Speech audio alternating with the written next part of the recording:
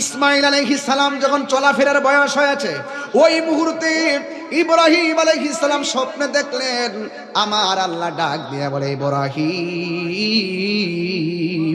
ও ইব্রাহিম, আমি আল্লাহ চাই তুমি সবচাইতে প্রিয় জিনিসটা আমার নামে কুরবানি করবা।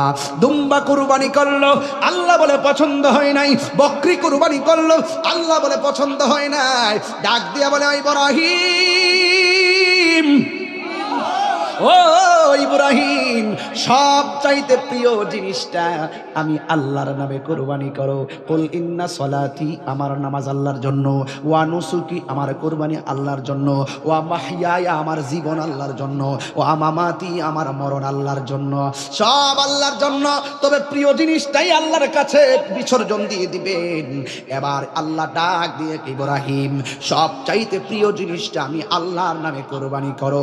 এত কুরবানি করলো, এত সংখ্যা বাড়াইলো, আল্লাহর পছন্দ হয় না।